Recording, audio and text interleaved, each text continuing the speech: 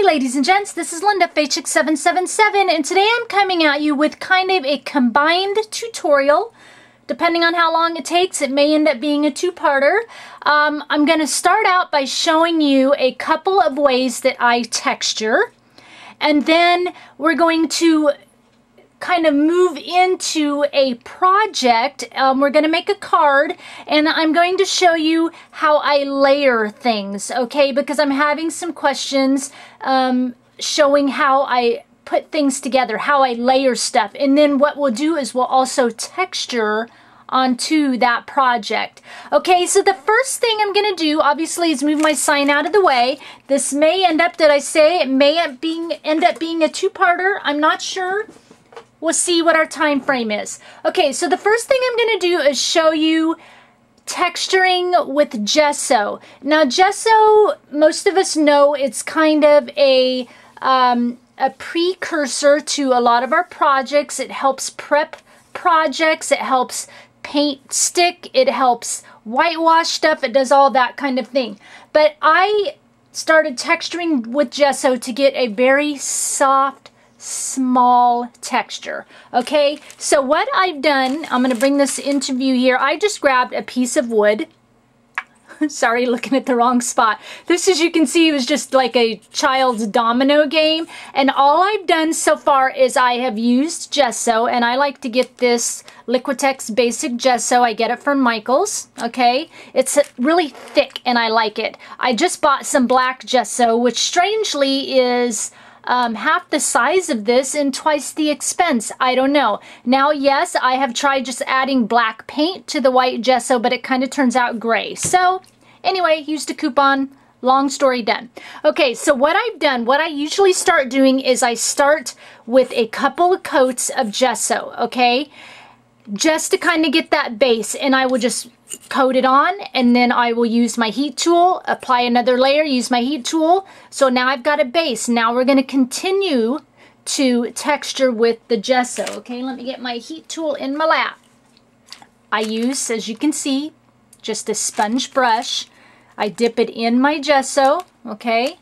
And then I just start, and actually I don't want that much, and it will take a couple layers. This is a long route to do this, but it gives you a nice soft technique, okay? So what I just start doing is I start pounding the gesso, kind of giving it, get it on there. You don't want it too thick. I started with it too thick. Now see what it's starting to do? Okay, let me do this side, maybe we'll get a little better. Just really light on the brush. There you go. So, and what you do is you just pounce it on, okay? It's going to give you a really light, soft texture, but it takes a couple of coats, and your fingers will get messy. Okay.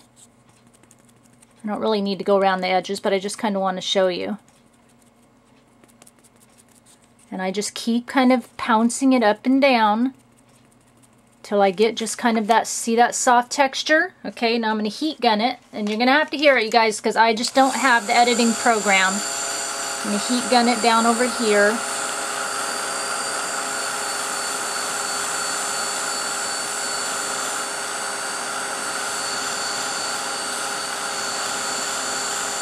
It takes a little bit. Yep, I'm going to find an editing program that my dinosaur of a computer can handle. And then you won't have to hear all this. I know, right? Okay. So, we've got our first layer of texture, okay? Then we're going to come back in. Don't get as much paint as I did the first time, just a little bit. Okay? Back in, and we're going to do the same thing. Get it on there. If you get too much, just spread it around. And then the key to this is you have to, after you brush your first coats on, you have to texture it on. You have to pounce it on the rest of the way. Okay, and it usually takes, like I said, it is a long process. Okay, see how the texture is now getting a little bit smaller, a little bit thicker? It will take me about probably, that's coat number 2, probably about 4 coats to get it to be the thickness I want to cover this with gesso. But it's really nice because it's really fine, really minute, nice texture. Let's go once more. A little bit on the brush, okay, back in, and you have to pat it on, And the thicker it gets, the more coats you do, the nice texture, better it looks, okay? See that? So there's a really light, see that nice light texture? But the key is on, like I said, the first time you paint it a couple of coats, the next few times you got to get it on there and pounce it on there, okay? And then I heat set it in between. The more you do, the thicker it looks, the more finite it gets, okay? So there's one of my texture techniques, okay? So I do that with the gesso. All right, let's move that one out of the way. Now, you all have really been wondering about my really thick texturing technique that I showed like on my last couple of design team projects, okay? Here it is. You guys are going to just flip because you're going to be like, oh yeah, I know you all know this, okay? So let me grab my container, let me grab my paint, and let me grab the other product. And there's my stir sticks, okay? So I found these containers at Dollar Tree. You can get any container you like. They're like the lunch containers. It's a teeny one. You can see it in the palm of my hand. But what I like about it is it's, because I've tried other containers, because once you mix this stuff up, you can mix a great big batch and keep it. But the other containers that don't seem to have this seal like a regular Tupperware bowl, it dries out because this paint gets really thick once we mix it. And this seal of a bowl, anything with a nice seal like that, keeps it tight and closed. No air gets to it. It won't dry out because I'm telling you, it gets really thick. So what I'm going to do is make some black. I need to use some black on a project. Okay. And I have, this is a flat black. I have a metallic black, but I don't have a flat black. So, and I'm going to pretty much dump the whole bottle in here.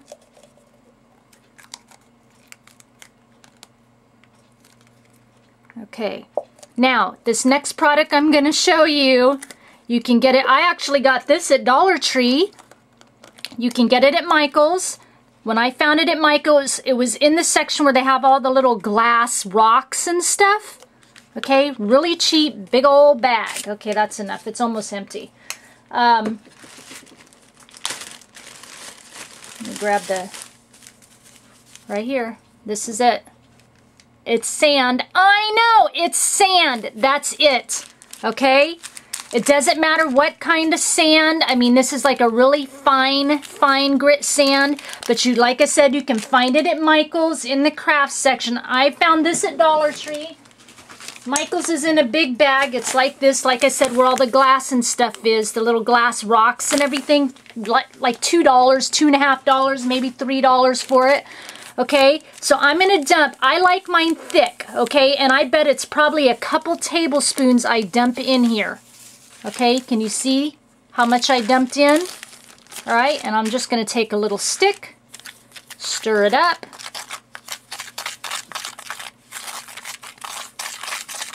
Whatever thickness you want. I like mine really chunky, okay, so I'm going to have it thick. It's going to be very gritty, but it's so thick, like I said, if you don't have a good airtight container, it can dry out. I tried using those little cute Dollar Tree, little square and round containers. It dried right out. I hadn't used it for like a week. I went back to it. It was all dry. So make sure it's nice and airtight. I don't think just a little Tupperware bowl will work, you know, maybe a Tupperware, but those little plastic cheapy bowls you can find, I don't know that'll work, okay?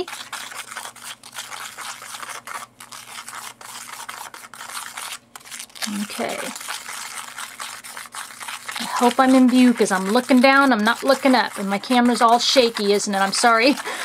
You should see my camera set up here because I need to be able to sit and work, and so I've got it kind of up on a tote with my legs around it, and I think my legs are moving when I'm mixing. Sorry. Okay, so see how thick it is. See how it, I mean, that is uber thick, and you can see, even though it's black, you can see that texture. Okay, it's really thick. See how long it takes to drop off? Okay, that's our texture. Okay, let me move this out of the way. My little paint thing, move that closer. Let me throw that away. There's my little, okay, so let's start painting. The first thing I'm going to paint with, when I put the first kind of layer on, I again like to use a foam paintbrush. I am actually going to decorate one of these little bird cages for a swap. I want it to be like my other bird cage project I put out. I want this to be all textured. And this stuff is so thick. It is really nice. Actually, let me get... just in case this is going to look pretty. I have my craft paper down I work on, but just in case this drips, because we need to make my card on this project too. So I get it thick on the brush, okay? And then I am just texturing down the bird cage. You can go in and see, I'm glad I put that plate there. And it's going to make a mess. See it dripping all over my paper plate. Okay? I just literally go up and down all around on this and just paint it. And the texture is just really cool. I love it. Yes, I am going to show you how I texture with it on a project, because that's a little bit different technique, because you're not really painting it, you're kind of dabbing it on. I use this texture on my flowers. I use it on, you know, my paper. I'm just really liking this. It dries quick. It goes a long way. It's inexpensive. It's cheap. Now, don't get me wrong. I like using the modeling paste. I like using the spackle that I showed you, but I like the way this texture looks. See that? And I don't mind there's globs and stuff on it. I think that makes it cute. That's the texture I'm doing. Sand in paint. I know! Yeah, I was painting a room with one of my good friends, and she wanted to paint the ceiling, and she had used the sealer trying to cover some stain, and she went and talked to the paint guy, and he's like, well, make it thick. Put sand in your paint. Why I thought of that 10 years later, I don't know. But that's what I do. That's what I did on the bird cage, okay? Sand in your paint, very thick, dab it on with your brush. And when it's dry, what I love about this, you can go back later and put it on, and it rarely, I mean, my bird cage, it hardly falls off. It sticks to it really nicely. Now, since we're doing this, I want to try something, because I want to put a stand on the bottom of this. We are going to try it together. Let me set this out of the way. I want to try it. I want to try, I think I'm going to have to gesso it first. I want to put this glass stand under it, and I wanted to try it with you guys because we're working on it anyway. And I can already see by the time this is going to be a two-part video. I want to see how well it's going to stay on glass, whether it's going to peel off. What I've done ahead of time, you can see it's all scratchy. I took sandpaper and I literally just scratched the stink out of this glass. So I'm thinking if I gesso it a little bit first, because I'm thinking if we paint it, won't the paint just rub off? I'm not sure. So I'm going to do a little bit of gesso on it first to prime it up. Just one quick coat. Gesso has teeth in it, but I'm still thinking on glass that it might just tend to, like, if you touch it, almost scrape off or rub off, peel off. You know, like when you clean your paint dish and stuff, if you run hot water on it, it just peels right off. Yeah, I'm thinking this is going to work. If I had not textured or sanded this first, I think this is a work in progress and we're trying it together. Yeah, okay, yeah.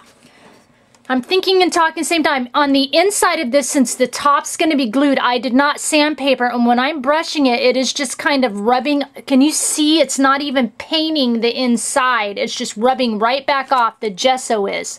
It's not painting it. It's rubbing right off because of the glass. So where I have sanded it with sandpaper first, it is sticking to it because of the roughness. So I am happy about that. I'm just going to finish this.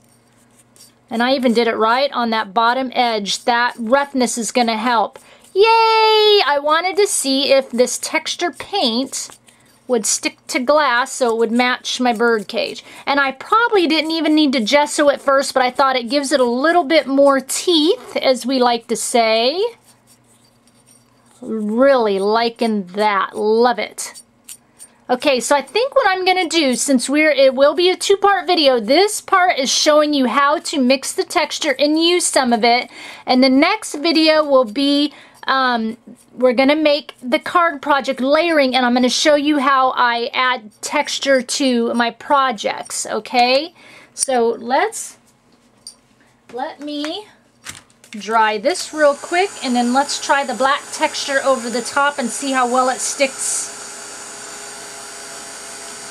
Yeah, because it wouldn't even stick to the inside, ladies, but by sanding it first with sandpaper, and I used a really coarse grit to really get some grooves in this, and probably all of you watching are going, well, duh, I knew that. Well, I didn't. So, awesome. All right, let's see if this black texture paint's going to stick to it.